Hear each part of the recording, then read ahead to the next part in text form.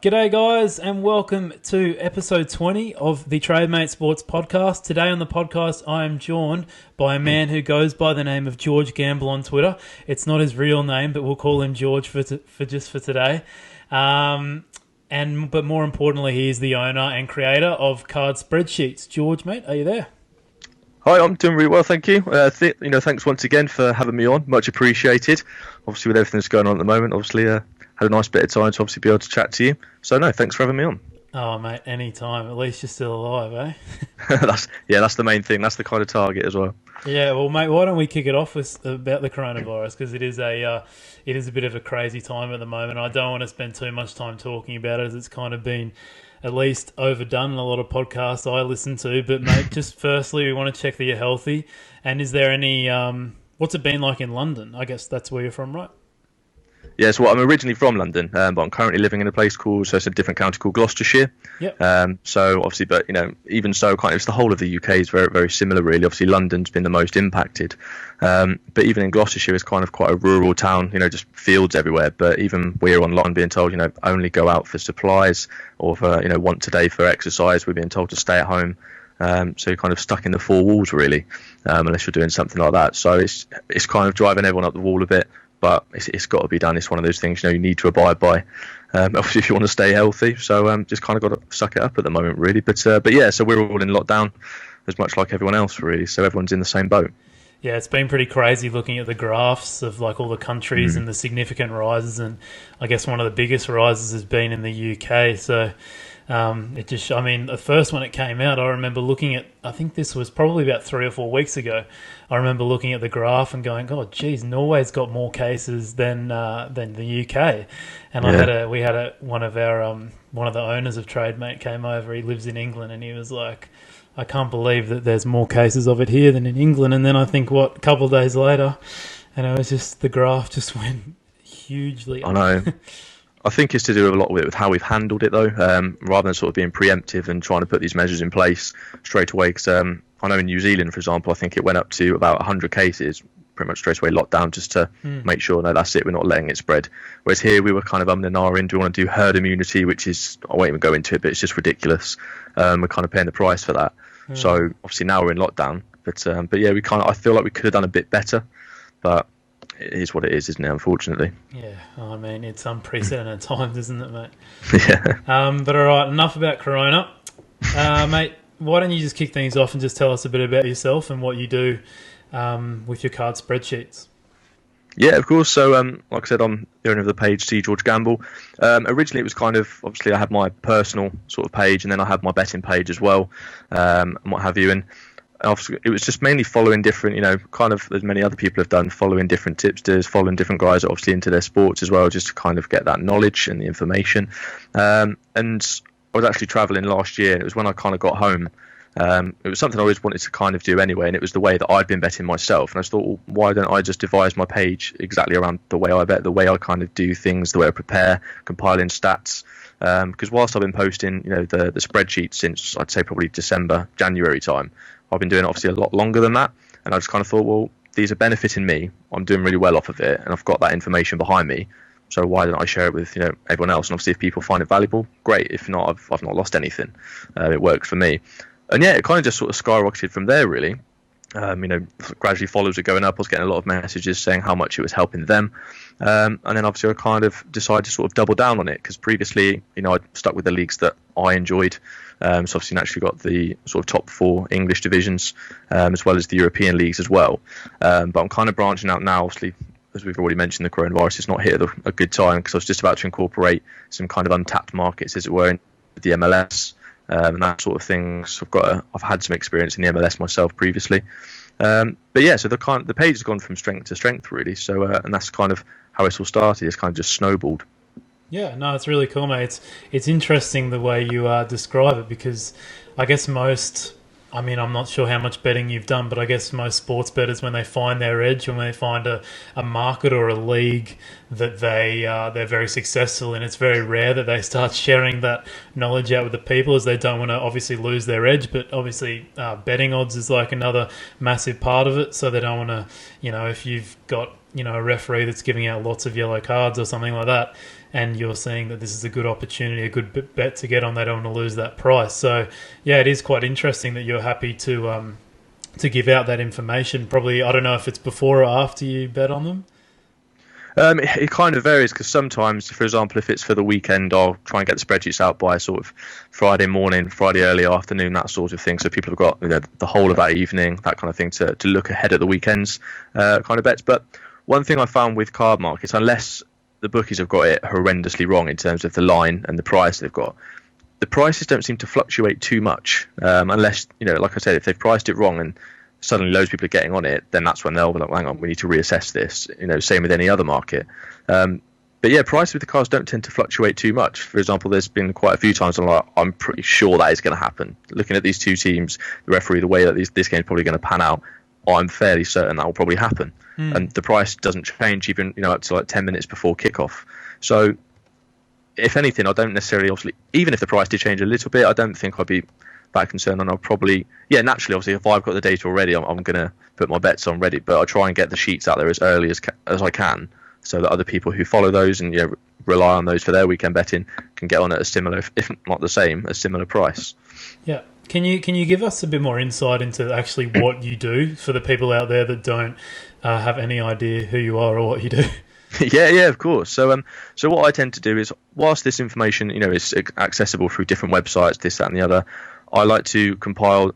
I've got whole league tables, discipline league tables from Premier League, Championship, League One, League Two, in terms of the European leagues as well. La Liga, Serie A, the Bundesliga, Liga 1, and like as I've said previously, I'm incorporating the MLS into that. And I will essentially keep updating that league table in terms of the discipline, so the number of cards teams have received. But I'll then go in further on that, so I'll divide their home totals, their away totals, and obviously so you can get an average per game. But as well as that kind of average number of cards they'll get in each half. So, for example, at home, it'll be first and second half. When do they tend to get most of their cards? Is it the first half? Is it the second half? And then do the same away from home. And what that gives you the ability to do is, if you're cross-referencing, so say, I don't know, for example, Bologna are probably one of the most... Bologna and Getafe are the dirtiest teams in Europe by far. Okay, yeah. But no, so if, for example, I've got them here, but if, for example, Getafe were playing... away from home against Legans, who are again a very dirty side. Legans, when they're playing at home, get the majority of their cards. They get on average 2.4 in the second half at home compared to 0.6 in the first half. Whereas Getafe also get 2.4 away from home in the second half. That's their average. So you can kind of guess there's going to be a lot of cards in the second half. And by cross-referencing that, you can kind of pick out multiple different types of bets you want to do, whether that be a bet builder of over a certain number of just cards in that second half, or individual team cards in that second half, and vice versa. So by looking at all of the different tables, you can kind of cross-reference and think, right, that's the bet I'm going to pick out just by looking at the numbers, because the stats obviously will hopefully back that up. And that was the whole idea of my page. I want people to be able to make those assessments, have a look themselves, be able to look through and think, right, well, looking at the numbers, my selection is backed up by those stats, not just sort of aimlessly thinking, oh yeah, well, that bloke's reffing, that team will get cards, because a team might not get many cards. For example, I know Crew Alexandra rarely get any cards, particularly away from home. So a lot of the time, under 20 plus booking points for Crew seems like a bit of a dodgy bet, because it's like, well, they only need 2 cards. They don't get that many. Even doesn't really matter who the ref is. They don't tend to get a lot of cards. So it's being able to kind of weigh those up. But that's kind of one section of my page. So I've also got the referee section. So I'll go through each weekend and in each individual league, think, right, who are the top performing referees, but only in that league. Because obviously a lot of the time, Championship, League One, League Two refs will often tend to go into individual leagues, taking charge of those games. But I'll always make sure that their stats are only games within that league, as opposed to a total, because you're really trying to sort of double down and make sure you're kind of getting the best, clearest statistics and the clearest data. Because whilst he may do, hand out cards, like cards galore in the Championship, he might be quite reserved in League One. So it's always making sure that it's always separated and you always know exactly who's been where and what kind of cards, what their stats are in that individual league. So that's essentially where I'm at with the page, and that's kind of what I do. But I'll also cover Champions League, Europa League as well. And it depends what is on that week, really. But yes, that's where I'm at with it. Mate, it's very thorough. I love it. It's really cool. Yeah. Where do you get all your data from? So a mixture of sites, but the main one I used is Who Scored. Who Scored are very good and very quick in updating. So obviously I'll use Soccerway at times as well. It's quite a few different ones that I use, but I found that Who Scored are the most, the quickest and in terms of updating their statistics. Soccerway takes sometimes a while to catch up. But, whilst this information is obviously free to have there, I think having it on the spreadsheet is just a much more concise and digestible way of getting that information rather than sifting through, because if you're going through different pages on the internet, you've forgotten that information, you can write it down, but if it's all in front of you on there, I just find it makes it so much easier. But no, that's where I tend to get my data from. Okay, yeah, very cool. Do you think you talked a little about the betting markets with the cards, and how you said something about Crew Alexandra, and how you think although 20 points doesn't seem like much, it is quite a lot for a team like Crew Alexandra. Do you think it's, I guess, bettors and people around the world, when they find their edge, they found their edge? Do you think this is an untapped market, I guess? To a degree, I think. So obviously, the top European leagues, and I'd say the top two English divisions, they're kind of very saturated. Bookies are on it. They've got guys who know their stuff. They know exactly what the lines are. Occasionally, you might get one where it's like, well, why is it that price? So I think lower leagues is kind of where it's at. But in terms of cards in general, I think there's always value about regardless. Even if Getafe are playing the Gans, if you just went to think, right, I'm going to go on the overs cards, the line's going to be very high. I think it was over 7.5 when they faced each other the last time out on Bet365. And that's a very high line, even though the two teams are very dirty. It's still a high line in terms of the price, because the price wasn't even evens, I don't think. And for there to be 8 cards in the game, it was still a bit of an ask. Chances are it would hit, but for that price, it just wasn't worth it. But then you can that's where obviously it comes into play in terms of, right, well, second half, first half, who's likely to get a first half card, and then that's when the bet builders come into play. Because I think I managed to get one that was almost 2-1, and that was mainly second half cards. So it's kind of one of those things. If you go into the right part of the market, then there's value to be had. But if you're just looking at it vaguely, think, I'll just go on over cards, then they're on it. They know exactly what the price is. They know what it should be. So I think if you do it that way, if you find that kind of value in the half markets, or if you go down to the lower leagues with bookies that offer those markets, I think there's a lot of money to be had, which is why I kind of decided to go down the MLS route, because I was actually in America. I did some work for Seattle Sounders, so I kind of know the league fairly well. And I think that's quite an untapped market, because I don't think the bookies are quite, MLS is still up and coming, is still on that upward trajectory compared to where it was 10 years ago. It's vastly different. So I think that's kind of the market at the moment that sort of interests me the most. But cards as a whole, there's definitely value to be had. Yeah, I mean, it's quite interesting, because most of the time, maybe not so much with soft bookmakers, but people think that bookmakers have got these massive teams who compile their odds. Yeah. So you would assume that they're creating the most accurate odds in the market. But it seems like, would you agree that you don't think that they're probably looking at the card markets as in depth as they would be looking at, say, who's injured, or how their recent form's been, kind of thing, if you know what I mean, in terms of the betting markets? I mean, yeah, in terms, I don't think they focus too much on cards, because I think they generally focus on, like I said, the actual line, as it were. Hence why there is value to be had. I think with bookies, I mean, I'll touch on it potentially a bit later on in terms of what I change about the bookies, but I think they're more focused on those people that come in and do those big accumulators, just want to do those the boosted, say, fourfold or whatever, for these teams to win, or these guys to score. You see it so often, particularly with Sky Bet, this player to score and this player to score, when it's well known that, well, that player's out injured or he's not even in the squad. It's already been announced. So they don't necessarily focus too much on that. They just want to do the kind of main sort of full-time results and those sort of long shot request bet accas for the sort of standard punter to go in and try and win obviously big money off of that. So I think these kind of markets, I don't think they are as thorough with that particular market as they are with others. Whether that changes or not, obviously I hope not. But yeah, that remains to be seen. Yeah, and when you talked a little about doing bet builders and stuff like that, are you referring to accumulator bets? So a bet builder, obviously, in terms of Bet365, whereas before, you couldn't say, a team to get one card in the first half and 2 cards in the second. You wouldn't be able to do it because it's on the same fixture. They wouldn't allow it. But Bet365, I think they've kind of got the best in terms of bet builders, where you can go into an individual game and you build a bet based just on that game. So you could say, for example, Getafe to get 1 card in the first half and get 4 cards in the second, and that will be one bet, and then you can add other things into that just on that individual fixture, whereas obviously before you weren't able to do that. And now you've obviously got the ability to, because I know Bet365 do it, where you can combine different bet builders from different games, so obviously to boost those odds if you wanted to, whereas I know a few other bookies aren't necessarily doing that. William Hill, I know they offer that as well, but obviously Sky Bet is mainly with the sort of requested bet angle. So in terms of bet builders, Bet365 is definitely the best one for bet builders at the moment. Yeah, that's quite interesting. So you're saying that I have heard of this before. Maybe it's a different term in Australia, but so you're essentially saying that you're doing an accumulator within one game. Yeah, exactly. Yeah, no, it's very cool, mate. And I guess it's quite. I wonder how much that would actually get rid of the bookmakers' edge that they have in terms of their margin, because I mean most people don't know that the reason why bookmakers are, I mean obviously bookmakers are going to get punters come in, people are just there for a bit of fun and haven't got much of an idea, but one of the main reasons why they win is because they have that margin there that they take. It's obviously soft bookmakers way more than sharp bookmakers, so I wonder how much that actually affects their margin using those bet builders.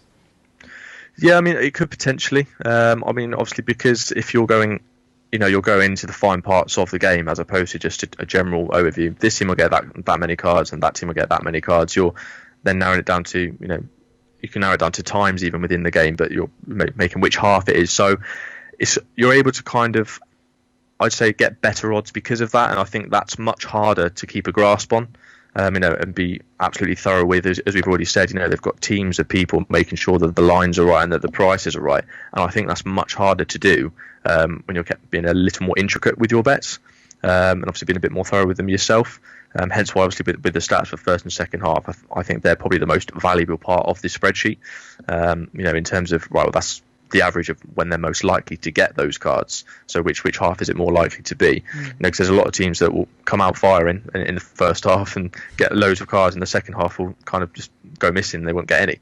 So it's kind of which sort of teams you kind of want to have a bet on, really. But yeah, in terms of the edge, I definitely think they potentially lose a bit more of that edge by just having a brand overview as opposed to being able to go properly on the lines and being able to know exactly what sort of price they should offer for those markets. Yeah. Have you looked into just individual players in terms of their card statistics? Like, I mean, off the top of my head, I'm an Arsenal fan, so I think if someone like Granit Xhaka, do you ever look into individual players and how many cards they might, they're just the chances of them picking up a yellow card during the game? I sometimes, it's not necessarily a market I'm actively always on. I might have for a little bit of fun, like a small amount of money on. So if there's a good referee, there's two teams that enjoy getting cards, and there's players that I know for a fact, as you've already said, Granit Xhaka, that like getting cards. As well as obviously, it'll be Mustafi or Socrates. They love a card as well. So sometimes have a little bit of fun on that, but I don't rely on that to kind of, in terms of gaining profit. It's a little bit of fun because the amount of times I've seen, a player, it's a blatant foul, and more often than not they'll get booked. But it's like, we'll let them get away with it, and it just doesn't happen. But another time that's never a foul, and then it gets a card. Do you know what I mean? It's so, you can't predict it. It's so unpredictable in terms of getting a card. So again, I'll have a little flutter on that if I like it, obviously, and if it meets all of the factors that I kind of want to be able to play that bet. But no, a lot of the time I'll try and avoid just sort of individual player bookings. But it's a good bit of fun, and obviously the odds are always great as well. So yeah, I would imagine, I mean, just off the top of my head, someone like a Granit Xhaka against a Big Six team, maybe away from home where Arsenal really struggle, I would love to. Would you have any idea what the kind of odds on something like that would be? Because I assume it would be quite low. Yeah, Granit Xhaka tends to be, a lot of the time I've looked, sometimes, depending on, if he's just committed a foul early doors, he'll go to 8 to 11 or something like that. Obviously, I'm not sure if you guys do in fractions or decimals, but no, he'll go to about 8 to 11, and it's not even evens for a player to get booked. So, and the amount of times I've seen it where people have, right, he's made this foul, it's only a matter of time before it goes in the book, doesn't get booked, the amount of times I've seen it happen. But yeah, so those kind of players are very kind of low price, so you're better off, I think, in terms of value, looking for, because forwards often pick up a lot of cards. They'll make that typical forwards challenge, just to try and, especially if they're trying to put that high press in. So a lot of the time that's what the market to keep an eye on. Because obviously I think Aubameyang picked up a fair few. I know obviously Sterling happens to pick up a fair few just by leaving a leg in. He's just that sort of player. So that's quite a good. Those sort of players are good prices to have. But obviously, as the game goes on later, if I'm to have a sort of a go on player bookings, it will be in the second half that I'll look to do it sort of a bit later on, 70th minute onwards, because that's when the price is obviously very good. That's when there's a lot of cards, especially if it's a tight game as well, because that's kind of when you want to have a look at, obviously you want to be getting a good result, especially if you're ahead. Chances are players are going to be putting in that extra little bit of effort to obviously keep that result. So they'll put in the odd challenge to break up a bit of play and that sort of thing. But yeah. Yeah, that makes sense to me, because you would think, like, let's just say Manchester City playing or whatever team and they're favourites to win the game, and say they get up to like a 1-0, 2-0 lead, you would think with, a couple minutes remaining to protect that lead, someone like a Raheem Sterling who's, doesn't, or an Aguero, someone who, is not running the risk of getting 5 yellow cards in however many matches and trying to get and getting close to a suspension, that he's more than happy to take a yellow card. Yeah, definitely. And the other thing to look out for as well is, for example, if a team's got a big game coming up, so let's say, for example, let's take a City, say they're playing this game, the next week they had, a Southampton, but then they had, a Man United, obviously a massive derby, then chances are, I'd sort of think, if he's put a few fouls already, a Fernandinho or something, he's going to think, right, well, I'll serve my match suspension against, a Southampton or whatever, but then I'll be back and then that way it's gone, or the tallying up procedure, as it were, is kind of reset, so I don't have to worry. But if I can take my suspension in this game, then I will. So it's kind of working on that little bit of info as well. It might not always come in, but it's a good kind of indicator, that they're still human. They still sort of think ahead, right, we've got these games coming up. I know they always say in the media, I know we're taking one game at a time. You look ahead and you look to see what fixtures are coming. You just do. It's human nature. Yeah. So little bits of information like that can also help you with that. I know in terms of some people that I follow on Twitter, that's helped them a lot in terms of getting that sort of info as well. So there's so many different angles that you can come at, particularly player bookings. There's so many different angles that you can come at it and kind of make an assessment. Yeah, I mean, and you also mentioned a little bit about like if like we were using Granit Xhaka as an example before. So if he commits a foul, and you were saying how the odds drop quite a bit, do you do live betting like during the game quite a lot? And if you have, is it something that you do quite often? Do you find it to be quite successful? I'll occasionally have a go. Like I said, in play will mainly be sort of player bookings if I just fancy for a little bit of fun.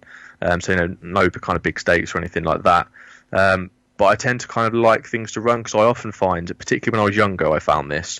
I try and be more structured in terms of, right, all of my games pre-game, I'll have put my bets on, and that'll be done. And then I kind of look in play like, oh no, that should happen, that should happen, that should happen. And my pre-game bets would win, and sometimes my in-play might lose by 1 or whatever, but sometimes by the end of the day I'll have broken even, but it's only because of the in-play bets. So personally for me, some people are different. Some people make their money off in-play. So it's, again, it's having your own edge, your own kind of angle. But for me personally, I find just sticking with pre-game for my more kind of serious betting, my tracked betting, that kind of thing, it will stick with pre-game, and I'll sort of have a little bit of fun, but it won't be of any detriment. Obviously, if my pre-game bets have won, even if my in-play game loses, it won't have a big impact at all, because I think that's the worst thing you can do. You win a bet, but you've kind of just given it straight, the profit straight back to the bookies. Yeah. It's kind of pointless. So you've got to find out what works for you. And I think for me, pre-game match betting works so much better for me than in-play betting does. Yeah, that makes sense, mate. I mean, it's such a fast-moving market, and I assume that when these, I mean, I've gone in sometimes when you've got a bet that's, basically a sure winner, and you got the cash out option, and it's like, well, that just doesn't even make sense. So I mean, I from the way I've seen it, I see that bookmakers take an even bigger margin on in-play bets. Yeah. Yeah. All right, mate. So you mentioned a little bit about working in the MLS before. So you do a bit of work on this isn't your full-time job. You do something else on the side, or is this this is your side job? Yeah, so this is more of kind of a side thing, really. It's just something I enjoy doing. Again, I like statistics. I'm one of those. I enjoy the statistics side of things. I enjoy putting bets on that are backed up by those statistics. But no, as I said, I went kind of travelling last year, and I was around America because I've actually got family in Seattle as well. And there's people that I know through, because I worked at TalkSport in London for a while, the radio station, and I kind of made contacts through them, and obviously out there as well. And I was able to kind of make a contact there for the guy that does all of their sort of journalism, the media side of things for Seattle Sounders. So I went over to Seattle, did a few bits for them on match days and that sort of thing. It was more kind of voluntary, obviously, because I couldn't work at that point in the US. But again, it was just great to get that experience, great to kind of, expand the sort of people that you know, your circle. And as I was going around America, I kind of went to New York as well. Or else I guess I was in Chicago. Just different clubs. Went down to Portland too for Portland Timbers. So again, I've kind of got a wide sort of knowledge of the MLS, as it were, in terms of teams are on the up and kind of what they're doing. And I always try and make sure that I keep my finger on the pulse, as it were, with any sort of developments in that league. But no, so that was kind of just more travelling. But in terms of my actual job, so I'm a firefighter at a local private airport. So I do that full time. That's my full time role. And then obviously I've got this on the side as well. So there's been a lot of evenings where I'll have been sort of firefighting, doing that, and then I've got to come home like, right, I've got to get this out by at this point tonight, or this is the only section of the week I've got to be able to release this tomorrow. So it'll be first thing, come home, have dinner straight away on the computer, updating everything, making sure everything's prepared, and then get it ready, obviously, for release. Yeah, firefighter. So you've been working hard during these times, or is it does it not really affect you too much, the coronavirus, being a firefighter? It's not been too bad, really, because I'm not domestic, so obviously I'm aerospace. So I'm a private airport where we've got, lots of obviously private jets, but commercial aircraft as well. So obviously, naturally, a lot of these guys need places to land. So we've only recently been put on, had not work from home. Obviously, we can't work from home, but it's more a case of being on standby. So if military or any emergency services need to land, obviously we need to be ready to be called upon to head up there, obviously. To be on standby, whether that be weather standby or this, that, and the other. So at the moment we're kind of doing things from home, but we're always there. So literally, if we get a phone call, we've got to go straight away. So yeah, it's been a bit of a testing time, because I'd much rather be able to work from home, obviously, being able to do things, as opposed to trying to find things to fill up your day, as it were. But no, it's not been too bad so far. Yeah. Okay. Cool, mate. All right, let's go back to a bit more about the betting, because I think this is like the most interesting aspect about how you can incorporate all this data and actually gain some sort of profit from it. Because I assume you're not getting any money in terms of, you haven't got any customers or anything like that. No, it's a completely free page. So again, it's simply a case of I'll just put together the spreadsheets and I'll post them, both the European side of things and the English side of things. And I'll post them up, like I said, on a Friday, ready for the weekend, or ideally you want it sort of Friday afternoon, because there's a lot of the time there's a fixture on a Friday night, and obviously across the weekend. And then on a Sunday night, again, I'll spend updating that. So that after the game, obviously, if there's a Monday night fixture, I can release the ones ready for the midweek games as well. So it's 2 times a week I'll be posting the sheets. That's what I tend to do. But no, it's completely free. There's no kind of monetary involvement in it. Yeah, no, it's very cool, mate. Can you give us maybe like a memorable bet or something like that, where, I mean, you gave us a few examples before of like a Malaga game and stuff like that, or maybe just a time where you've looked at the spreadsheet and then you've looked at the odds and you've gone like, you are kidding me, how are the odds this high, or something like that? Yeah. I think one of my best ones, I think it was back in, I'm not trying to remember which month it was now, but it was when it was a Getafe game. I remember that. There's quite a few decent games on that weekend. You can kind of look at the thing, right, a lot of the big teams on a particular day might be in action for cards. And I think it was essentially like a fourfold of individual bet builders. So it was 4 games, but individual bet builders within those games. And I thought, I'm going to have a dabble on this, because I can't. That's got such a solid chance of coming in. And I think the odds were around, I think it was 9-10 to 1. And I couldn't believe the price of that. I could not believe it. But again, that was mixed up of this team to get a card in the first half, this team to get 2 second half cards, but then over 3 cards in the second half combined, that sort of thing. And it was all of those. And again, that literally flew in. I think there was in the last fixture, there was about 30 minutes to spare, and it had already won. It had already come in. It was crazy. Like, it was just cards galore. But again, it was not only were they good teams that I liked for cards, the referees in charge of those fixtures were referees that I liked as well. For example, in La Liga, Javier Estrada he hands out more cards than Clinton's. He's ridiculous. He's absolutely ridiculous for cards. He just doesn't let anything go. And obviously, naturally, as a punter, you love that. But I'd say that was the most memorable one, being able to kind of look at all of my sheets and think, right, looking at this bet and looking at the spreadsheets, it goes in line perfectly. It works. It's backed up by the stats, and the fact that obviously it won at such a good price. And look, so I don't always share tips on my page, because I prefer people to sort of look themselves. Obviously, you naturally get the added pressure of obviously tipping as well. This is what I'm on. If it loses, you don't want the whole, you've lost me this, you've lost me that. Yeah. You see it happen quite a lot. Occasionally, I will, though, if I'm like, what, I'm quite liking this, and I'll share it if something's very, very good, and I'll share it. And more often than not, when I've shared it, they've won. And obviously, luckily, with that one, I did share it. And it is great to kind of see the amount of people that have put money on it and won as well, thanks to what you've suggested. It's a great feeling. But but I like to focus on, the spreadsheet side of things, and I know that I've had a hand in their picks and what they've decided to go on just purely because of the sheets. But yeah. Cool, mate. And can you don't have to reveal how much money you've made, but can you give us some sort of insight into like how profitable you've been from your spreadsheets? I'd say since I've been doing the card side of things, it's probably about, I'd say October, November time myself.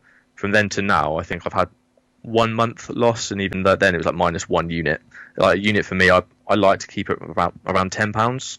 So that's for a unit. And the best month I've had was plus 56. So that was my best month. So obviously it was like 560 up.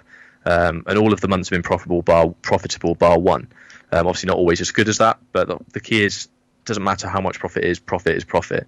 So, and in the long run, I always like to think, it's such a cliche, but I like to think long term rather than just short term. So rather than throw a load of money at something to get an instant big win, at the same time you're risking getting an instant big loss. So, but if you can look back over the past year, once you get to the end of it and say, well, do you know what? Out of 12 months, I've had 10 profitable ones. Then you're making money off gambling, and that's the goal really. So. And I think it's something like 97% of people lose money in gambling. Yeah. So, mate, you're one of the It's a crazy 50%. stat.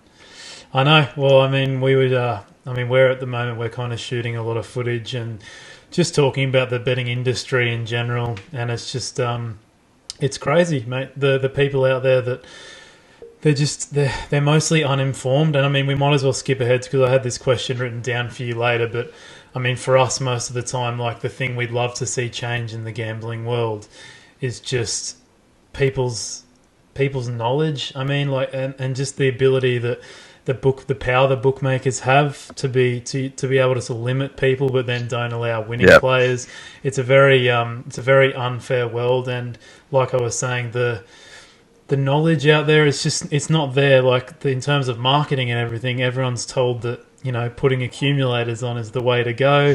There's all sorts of promotions out there. It's kind of all based around the punter, and I don't think people understand what like the ways to win. They just think that it's that maybe a tipster's the way to go and stuff like that. And we obviously have our own thoughts on tipsters, but most of the time they get most of their money from affiliate links. So, and they don't share all their wins and losses. So it's quite interesting, the gambling industry. But for you, mate, what would you like to see change, or if there's anything you would like to see change? To be honest, I completely agree with you 100%. I'd love for people to kind of be a bit more informed, but I think it works both ways in terms of, the information's there. If you want to put the time and effort into thinking, right, what's my niche? What angle can I come at? That's going to be what I do each and every week, that I'm going to, become the master of, as it were, that, that does me well, rather than just, it's the weekend, I'm going to whack this amount of money just on a 12-fold accumulator. And like, it's just inane betting really. So, I mean, it's that catch-22 of like, I'd like people to be more informed, but at the same time, people have got to take the time to become more informed. They've got to put that effort in.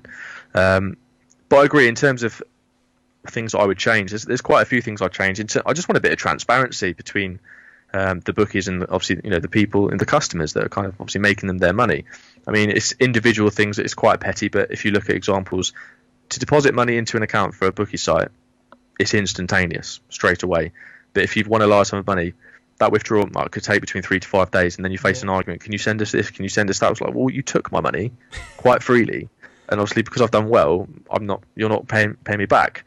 I mean, as well as that, they're very kind of petty in that. I remember I had an instance where it was, I think it was one game I had Wigan it was only a double, and I had Wigan to get 20 plus booking points, which they did. Even their own websites reported it. Got a second yellow card for Wigan. But a lot of for example, Soccer Way and Who Scored only had it as one, and it was like, well, what's going on here then? So I left it for a while, thinking, well, maybe someone's got it wrong. And then both Soccer Way and Who Scored updated their pages to say, oh yeah, there were 2 cards, but Sky Bet settled the bet as a loss. And obviously a lot of people are like, well, hang on a minute, because they got on it as well, and they lost their money. And I remember I messaged them, I think it was 2 days after, saying, well, look, they've updated their sites, obviously they got it wrong. There were in fact 20 plus booking points, so you can obviously resettle it as a winner, because technically it was a winning bet. And the message I got back was, "Oh, sorry, but we settle results on the day. So whatever happens after that, we can't redo." So at the time, it was settled as a loser. So unfortunately, it's going to have to stay as a loser, which makes no sense. It's not honest. It's cheating, if you like. So, and eventually they came good on it because there was a lot of pressure on them to do it. And obviously they resettled it. But it's little things like that shouldn't even be an issue. That should be a case of, oh, right, actually it was a winner, so we better resettle that as a winner. So just kind of, in terms of ethics, kind of be a bit more transparent. And the other thing as well, I mean, I'm not sure, obviously too many people have had it, but I'm just going on absolutely rant about bookies here. But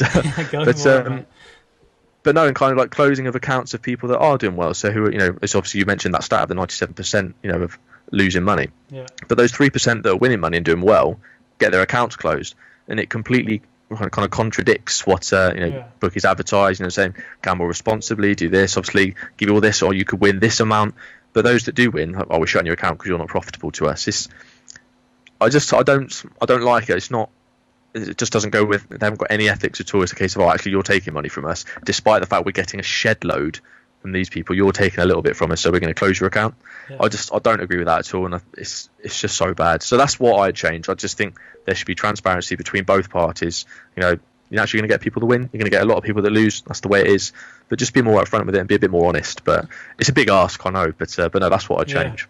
No, mate, it's unless you're involved in it like quite vigorously, like we are, you don't realise how much of a dirty industry it really is.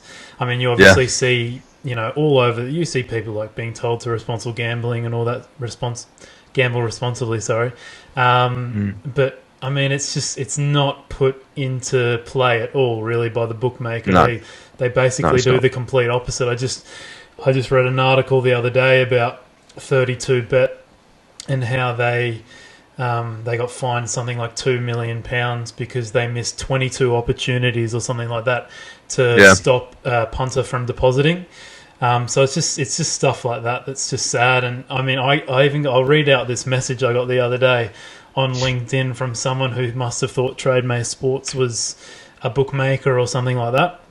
And right. So I'll just read a quick quote from this message. This guy, I won't put his name out there because I don't want to hurt him too much. Of course, but he basically said to me, let me have a look here. So he said, we use tablets and beacons to track customer stay and use smart marketing tactics to increase spending and the length of stay and visit frequency. So it's just so sad that people are utilising people's addictions to to take all their money basically.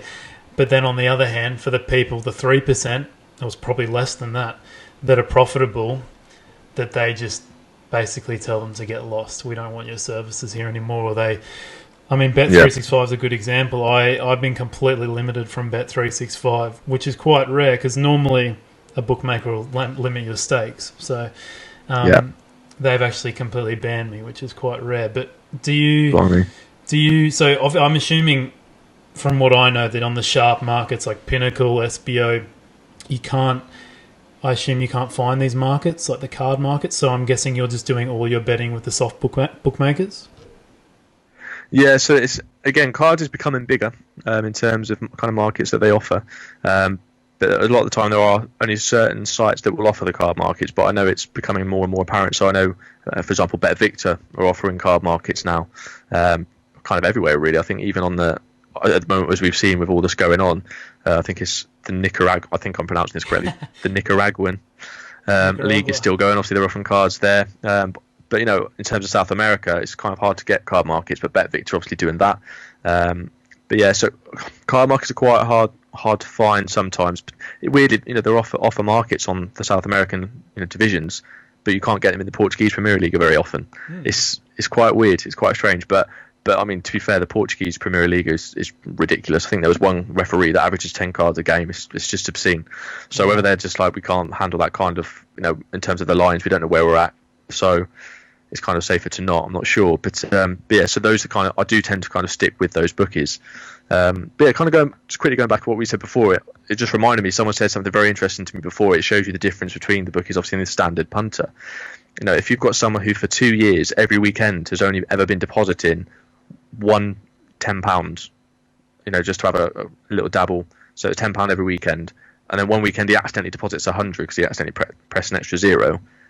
If he messaged them and said, "I'm really sorry, I meant to put 10, not 100. Can I have that money back?" They're like, "Well, no, you deposited that. That's it." But if they've got something wrong their end, and they've kind of either overpriced something, you've got the money, they'll take it back off you and put your money.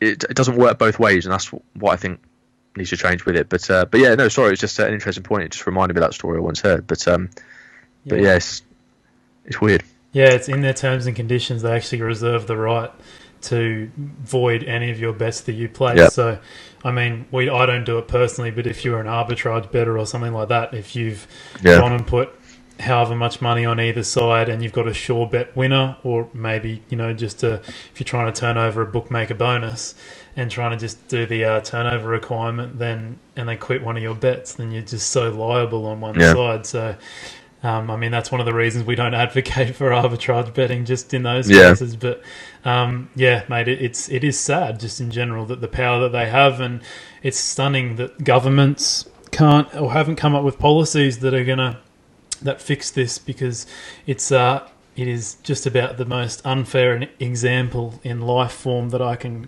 come up with. I mean, I think it's slowly changing. I mean, I don't know about, obviously, you guys... obviously, because I presume you're living in Australia at the moment. No, actually, I'm in Norway. Sorry, mate. Oh, you are in Norway. Okay. Yeah. So, I mean, I don't know if it's the same there, but over here, up until now, I think it's up till April the 15th, you're not allowed to obviously make deposits via a credit card. So up until now, you've been able to, put yourself in loads of debt just by betting on a credit card, money that you've not got. So, and that's only just coming in that they're banning deposits from that. I mean, that should be simple. I mean, I think if you're putting personally, if you're depositing from a credit card because you've got nothing in your own current account, then you probably shouldn't be betting at all.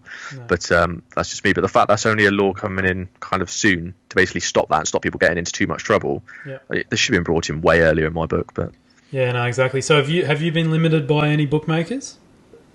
Yeah, so I've been. I think I'm on my potentially third account with Bet365. Sky Bet limited me for a while, and so there's another. I think William Hill did as well. William Hill got rid of me, and I managed to get another one back. So it kind of happens. You kind of got in terms of limiting stakes, like it just sort of kills you eventually. Especially if you think, that price is so good on this type, but you can't obviously do a lot with it.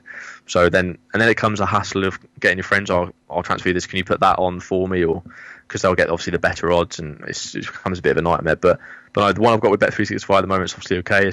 Nothing's been happening. So I've personally not had a bet since obviously all of this has started and all football's been cancelled. I've just kind of abstained from it really. Just kind of say, obviously if I'm in profit, I kind of want to keep that rather than just thinking I need to have a gamble on this just because it's on. Like I don't know anything about the Nicaraguan Football League. I can have a look at stats, but I still don't know anything about it. So I'd rather keep my money in my pocket. But yeah. Yeah, how much time? Let's just say that we did have normal football on as we normally do. What kind of how much time would you spend looking at a spreadsheet and figuring out, where I'm going to bet? In terms of just looking at the spreadsheets to picking out a bet, I'd spend a good sort of few hours going through different things, different scenarios, but a lot of the time I might think, I'll pick out say 10 bets I really like the look of. But then I'll double down on it and look even further, and kind of that was actually I don't like that bet so much now. It doesn't kind of meet sort of criteria I like. So, for example, a lot of the time people will look for teams who commit the most sort of fouls, or a player that commits the most fouls, that kind of thing. But I kind of prefer to look on the flip side of that for the better odds. So I prefer looking at which teams get the most fouls, who's fouled more often, which players draw a lot of fouls in terms of the way they play or the position they play. Because I find the data just much better. You get better odds for that. Because teams don't always commit those fouls. It depends what they're playing against. They might play against a team who just constantly one-touch football, so they don't have the need to pass it in. You'll get put that challenge in. You'll get other teams that just rely on runs down the flanks. So obviously they're going to draw in fouls. So it always depends. So that's why I prefer looking at teams who draw the most fouls, as it were. But yeah, so that's. It's all this criteria I kind of look at to sort of make my judgments. So in the end, I might be left with 4 fixtures that I really quite like. It's exactly what I did with that kind of bet builder that I told you about, the one that was like 9, 10 to 1. I had about 10 different games. I like the look of 10, 11 games, and I narrowed it down to those 4. And obviously, I went with all those 4, and obviously it worked for me. So I'll probably spend a few hours of say Friday evening once I'm finished with work, and I'll have a look through it ahead of the weekend's fixture so that it's all done. I like doing it the day before as opposed to that morning I wake up on a Saturday. I don't like doing it that way. I like everything kind of done, just ready to go. So, but occasionally, obviously, if a market for Sunday's games isn't open, then obviously it changes. But yeah, usually between 3 and 4 hours, I'll be sifting through my own data. Yeah. Okay. Cool. Do you have like a standard structure that you go by, or like can you give me like the most standard bet that you see like in the market every week, like just a misprice or something that you see every week? So for me, as I mentioned earlier, obviously, Getafe away from home, they still get a fair few cards in the first half, but predominantly it's in the second half. But first half markets, the price is always outlandish. Getafe more often than not, I'd say probably eight times out of 10 will get a card away from home in that first half. They just do. But for them to get like 2, it's usually always over evens, and that's not without possibility. They often get that as well. So that first half cards are always so overpriced in my book, depending on obviously which teams you bet on, because some teams just don't get many cards. But it's not only that. I kind of like to look what half they commit the most fouls in. Is it the second? Is it the first half? Because if they commit more fouls in that first half, chances are, obviously common sense would dictate they're going to get more cards in that first half. So for me, first half markets for cards is definitely the most overpriced, without doubt. If you have both teams to get a card in the first half, more often than not, you're going to get well over evens. So for me, that's definitely one. Okay, that's cool. That's really cool insight, mate. Do you take into play the odds much? I mean, that's like exactly what we do. We're all about value. Like, it doesn't matter. Yeah. I'm an Arsenal fan. It doesn't matter whether I think Arsenal's going to win this weekend. We're strictly just looking at the odds and what the Asian markets are doing in comparison. How much do you... So let's just say, I don't know, let's go for an example. Granit Xhaka, like we always have in this podcast, it seems we'll use him as an example.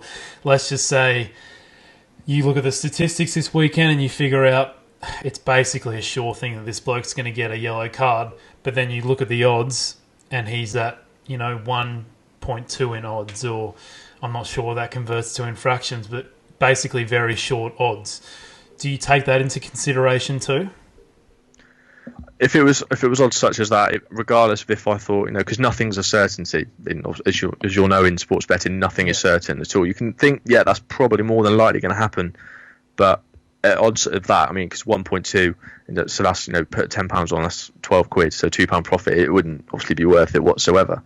It'd have to be a decent price for me to do, because again, as you said, it's all about price. It's all about value. That should be the one thing that people kind of take with them in terms of how they gamble. It doesn't matter if you think something's going to happen. If the price isn't there, I'd probably leave it, to be honest. As I said, Getafe against Leganés, when the line was probably over 7.5 cards, it's probably going to happen, but the odds weren't there. So I was like, well, I'm not interested in it then. So it's making sure, because value is everything. If you win bets, but the value's there, you're going to profit. But I feel like if you just go with something at such a low price, you think it might happen, in the long term, I personally think you'll probably lose money, because even if it wins, it's not meeting the same amount as your stake, or those bets do lose. So nothing's a cert. Personally, for me, it's all about value. I just think if there's anything when I'm looking at that's guaranteed to happen, but those odds are terrible, just leave it. I'd leave it personally. I'd rather not have a bet than just go on something just because I think it might happen. Because if it loses, there we are. No, it's very cool. It's good you see you implementing like basic value betting principles, basically just in a betting market that's really, untapped, but also not as popular as a 1x2 or an Asian handicap. Yeah, exactly. It's all about the value. Yeah, very important, mate. That's awesome. And have you tried implementing your models into something like a rugby? I'm trying to think off the top of my head of a sport that gives away yellow cards where it's not like a detriment to the team, really. Like you can get a yellow card and you don't get sent off or anything like that. So I'm trying to think of a good example of where your model might be a good comparison, because I guess in rugby, if you do get a yellow card, it's a pretty big moment in the game, so that doesn't happen very often. But maybe rugby's not a good example, but have you tried it in another sport? I'm currently sort of looking, because I enjoy basketball as well. I enjoy watching basketball, obviously the NBA. So it's kind of obviously trying to change it, come at it with the same approach, but obviously the data is completely different. So obviously, how a team will fare whenever they go to, say, the East Coast, who they play. Do they beat the spread? How many times have they beaten the spread, or covered the spread? Sorry, I should say. And obviously that money line, or that line in general, how many times do they tend to cover that whenever they play, or whenever they play at home against that particular opponent, and sort of trying to find a way of incorporating that into these kind of tables and updating that. But if I'm honest, obviously this takes up a lot of my time anyway, doing the football spreadsheets. So it's kind of, again, I think slowly the basketball one will grow, but at the moment it's mainly kind of the football one that I've kind of doubled down on and more focused on, and it's the more polished one per se. But I think in the future I'll be looking to potentially do something along the lines with basketball, because again, it's a big market, and if you can find value there, it's definitely very profitable. But covering the spreads again is the kind of more interesting thing, because again, you can split that into first halves, quarters, which spread that is. So it's kind of similar with this, same way as the first half, second half cards. You can do spreads in first quarter, second quarter, that kind of thing. So they're quite similar, but it'll just take a little bit of adaptation, I think. But yeah, that's something I'll look to do in the future, definitely. No, it's very cool. And you talked a little about your staking strategy before. I'm assuming you use some sort of flat staking strategy. How do you then go about distributing certain units to certain games? So it depends on how I feel about them and how confident I'm in them, because I wouldn't place them if I wasn't confident in them. But for example, on single, so it could be a bet builder, but that's classed as a single, within one game. So for me, that would be a certain amount of units. So I'll kind of decide I'll go anywhere between 1 to 3 units. So 3 units for me would be like around obviously £30. But then on accumulator, it doesn't matter, even if it's a double or a treble, I tend to just stick to 1 unit because my singles are what's the most profitable to me. So, if 2 out of the 3 win, I'm laughing. Obviously, if they all win, then happy days. But no, so it kind of, anything more than 2 or 2 or more, we'll stick to 1 unit. But obviously, again, as kind of things go, like I said, I'm thinking about long term. So say at the end of this year, if I've done really well, I might decide, I'm going to change my unit size to either, if it's been really well, 10 up to 30, 40, whatever. But again, it always the same way as kind of in work. If you've got targets to hit, depending on what you've done at the end of the year, that's kind of how, when you change things, that's when things are up for review. So that's what I do. Kind of at the end of the year, I'd look to adjust my staking size and do it that way. But no, singles are where I'm, they're my bread and butter, as it were. So that's kind of where I stick with, and that's what tends to get the more units. But yeah. No, it's very cool insight, mate. And mate, your plans for the future. You talked a little bit about implementing basketball maybe into your repertoire. Where do you kind of see this in a couple of years? Do you think this might be able to turn into your full-time gig? I mean, I'd love it to turn into my full-time thing, because it's something I enjoy doing. It's whilst I'm probably sat at the computer for, I'd say at the moment, 12 hours. Obviously not now because of things going on, but in the prime of the season, I'm sat here for 12 hours just updating things, just inputting numbers, working things out. But I enjoy doing it. I really enjoy doing it. So it's not really like work, but yeah, I'd love to be able to do it full time, that kind of thing. But I think my main goal at the moment for my page is simply to kind of just sort of grow that community, so people can come and think, right, well, look at these stats, and they can kind of get used to thinking, right, going through different bits of data and picking out bets that are backed up by those statistics, rather than just aimlessly going through and just sort of think, yep, I'm going to bet on that, I'll bet on that, I'll bet on that. That's what I want to do. I want to be able to put that data into a digestible sort of form, so that people can obviously look at that, do well obviously themselves, but learn a different way about betting and think, right, well, I'm confident in this because not only do I feel this is going to come in, the stats back it up. And I think that's such a key part of sports betting. Yeah. So that's kind of my goal for the future of this page, just to grow that community. Have you thought about automation at all, like trying to speed up the process of being in front of the computer for 12 hours a week? Yeah, well, the thing is, it still takes time. I've got a lot of formulas in there that will kind of automatically work things out for me once I've inputted data in. So I've kind of got that there, but it still takes a fair amount of time to do that, even with those formulas. Yeah. So that's kind of where I'm at with that. Obviously, as I go further down the line, I imagine I'll be looking at things to try and automatically incorporate that. But at the moment, I kind of enjoy doing it, and it makes you have a deeper understanding of things. If everything's automated, you can look at it. But for example, by doing this, I know exactly, for example, with Bologna, Getafe, I know that what their teams are like, who their players are, who's most likely to commit fouls, and that's just by manually inputting stuff myself. I've seen, every week I update it. I'm like, right, so they've got that many this game, they've got that many this game, that was away from it. Just what I mean. So you get a much more firmer understanding of it than if everything was automated, I think. So I enjoy doing it the way it is at the moment, because then it feels like something you're actually putting your time and effort into, rather than just, because also that's what I'm getting my information from a lot of the time, is just these automated things. So it's no different. So you want to kind of have that USP, as it were, that unique part of your page. And for me, that's the fact that I do everything myself. It's all done, in terms of I've gone through every single part of it, ensuring that every bit of it is correct. So, yeah. No, it's very cool, mate. That's all that I really had for you today, mate. Is there a place that, I assume it's Twitter, but a main place that people can check out what you do, or is there anything else you want to add yourself, mate? No, like I said before, thanks very much for having me on. Obviously, I think I followed you guys because I remember I watched your YouTube thing. I think was it Jonas, obviously with his page, and it was just I found it an interesting insight into kind of the way that obviously he did things, and obviously found you guys on Twitter as well. Gave you a follow, and I've seen obviously a lot of the updates that you have. And again, as we've already mentioned, it's all about value, and I kind of like the way that you guys do things too. So, so thank you very much for having me on. It's been great to chat. And hopefully we get through this soon and can get back to the way things were. Let's hope, mate. But if you just want to throw out your Twitter handle out there, mate, so people can find you.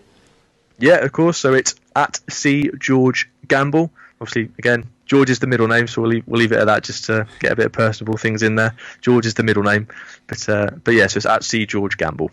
Yeah, no, very cool, mate. Once again, thanks again, and thanks to everyone for listening.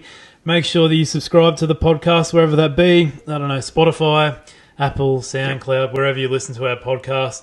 It's so cool if you guys could get on and subscribe to the podcast. And also, as you guys, most of you know, you can follow us on Twitter, YouTube, Instagram, Facebook, just by searching Trademate Sports, or you can check out our match betting software too, Odds Hero. Thank you once again, George. Thank you, Connie. Thanks once again for having me on. Stay safe. Cool, mate. All right, see you guys.